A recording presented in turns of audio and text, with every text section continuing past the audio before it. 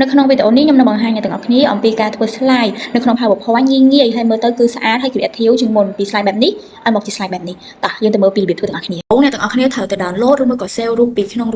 ង Google មកសិនណាអញ្ចឹងពេលអ្នកទាំងអស់គ្នា download ឬមួយក៏ save មកហើយអ្នកទាំងអស់គ្នាធ្វើការ pass ទៅលើ slide របស់យើងបានអញ្ចឹងខ្ញុំ pass ទៅលើ slide របស់យើងហើយយើងសេរីរូបហ្នឹងទៅឲ្យប៉ុន slide របស់យើងទៅអ្នកទាំងអស់គ្នាអូខេនៅពេលដែលយើងសេរីហើយគឺយើងចូលទៅក្នុងពាក្យថា insert ហើយយើងយកពាក្យថា shape នេះដូចយើងយក rectangle ហ្នឹងមកគូរពីលើ slide របស់យើងណាអ្នកគ្នាអូខេអញ្ចឹងនៅពេលដែលអ្នកគ្នាគូរហើយអ្នកទាំងអស់គ្នាធ្វើការ edit shape ហ្នឹងទៅគឺដាក់ពណ៌អីក៏បានដែរឲ្យតែអ្នកគ្នាស្រឡាញ់ចូលចិត្តអញ្ចឹងហើយសម្រាប់ outline វិញគឺយើងអត់ត្រូវការទេអញ្ចឹងគឺយើងដាក់ថា no outline អូខេចំពោះជំហានបន្ទាប់វិញនៅពេលដែលយើងដាក់edit shape ហើយគឺយើងត្រូវការដាក់ title វាអញ្ចឹងយើងយកកន្លែង text box នេះមួយមកហើយអ្នកទាំងអស់គ្នាទៅ say title របស់យើងទៅអញ្ចឹងនៅកន្លែងហ្នឹងគឺខ្ញុំដាក់ឈ្មោះថា room ហើយយើង edit អក្សរហ្នឹងទៅអ្នកគ្នា edit font edit ទំហំតាមហ្នឹងពេលដែលយើង edit ហើយយើងធ្វើការ select ទៅលើ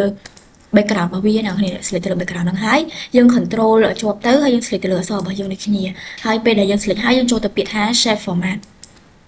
នៅពេលដែលយើងចូល shape format នេះហើយយើងមកមើលរកពាក្យថា merge shape នេះអ្នកទាំងអស់គ្នាខ្លាំង merge shape នេះហើយយើង select ទៅលើវាទៅវានឹងចេញ option មកជាច្រើនប៉ុន្តែនៅ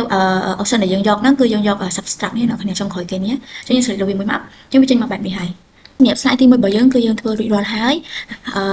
យើងចូលទៅ edit slide ទី2របស់យើងវិញម្ដងអញ្ចឹងនៅក្នុងការ edit slide ទី2យើងចូលទៅកន្លែងអ្នកទាំងអស់គ្នាឃើញនៅខាងឆ្វេងដៃយើងហ្នឹងណាអញ្ចឹងយើងចុច right click នៅលើ mouse យើងទៅហើយយើងយកពាក្យថា duplicate slide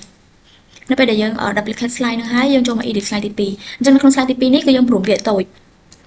វិញអូខេបន្តមកទៀតយើង select ទៅលើ shape ដែលយើងបាន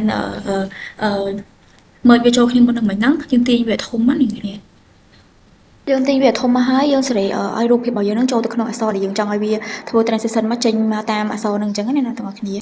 អូខេនៅពេលអ្នកនរគ្នាទាញបែបហ្នឹងហើយអ្នកគ្នាសេរីស្រង់មកស្អាតបែបហ្នឹងហើយគឺអ្នកនរគ្នាចូលទៅពាក្យថា transition នេះអញ្ចឹងយើងចូលមកដល់ហ្នឹងគឺយើងយកអាទី1គេនេះមក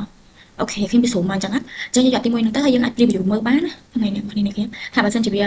នៅកន្លែងណាអ្នកគ្នាពេញចិត្តអីអ្នកគ្នាអាច edit តាំងនឹងបានអញ្ចឹងនៅពេលដែលយើងយកប៉ុណ្្នឹងហើយគឺយើងចូលទៅមើល slide របស់យើងហ្មងអញ្ចឹងយើងធ្វើ slide show របស់យើងហ្នឹងទៅ